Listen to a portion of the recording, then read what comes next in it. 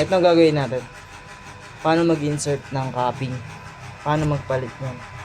Gagawin muna natin sa ngayon. Tatanggalin ko yan. Tapos ibabalik din natin yan. Para lang malaman natin kung paano siya matanggal.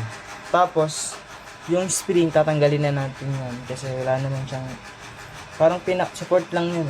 Pero pag tinanggal mo yan, wala din naman epekto. Kailangan natin ng tweezer. Ito muna tatanggalin, diba?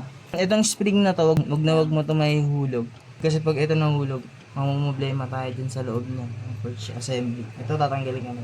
Hindi ko na yun ibabalik. Tatlong part kasi yan. Dito may lock, dyan sa taas. Uunahin mo to ibaba sa lock sa pinakataas. Pababa, tapos pakaliwa. Pag pinababa mo yan, tapos kaliwa. Baba, tapos kaliwa. Ayan. Susunod na yung pangalawa, ito yung pangatlo na dito, sa side na. O pwede mo siya tanggalin. So dalawang hose nito na nakakonect sa kanya. At yung isang hose na nakakonect sa kanya, yung makapal. Itong makapal na to, ito yung waste.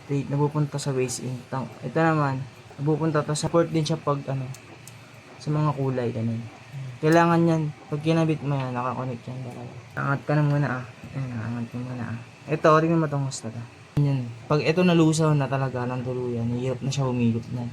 Kasi ito yung maglalak sa head. Ayan. Ayan yung maglalak sa head.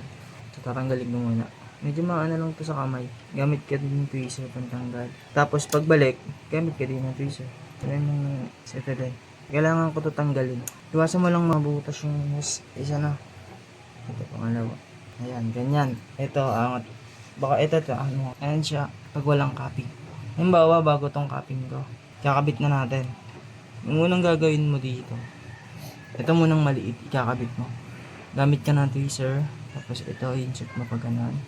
Insert mo pa ganyan, insert mo pa ganyan. Ito nga, insert mo pa ganyan pa. Next, ito naman, insert mo na, gamit ka ng tweezer.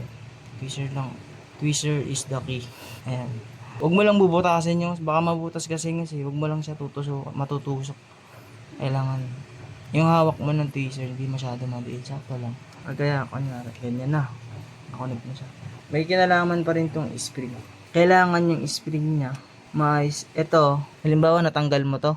Ayan, natanggal mo yan, halimbawa. Nakikita mo yung guhit na yan. Ayan, guhit na yan. Ayan, ayan, guhit na yan. Ayan, nakakonect siya. Itong guhit na to, nakalagay siya dito. Nakalagay siya dun. So, ayan. Ito, hindi pwedeng hindi kasi hindi siya mag-aalay. Yung guhit na yan. Ito, yan. Meron kasing isang nakausli dyan, na maliit. Kailangan yun maisakto mo dun sa mismong lagayan niya. Sa may guide niya. Tapos saka mo siya ipapasok. Ganun naman, pabalik naman mauuna. Yung dulo. Ito, pangalawa, pangatlo. So, didiin mo na lang yan. Tapos pag diniin mo na siya, ayan. Okay na, pantay na yun. May installation na una. Ito lang siguro, sa tingin ko, ito yung mga medyo mahirap pagkabit ng cupping.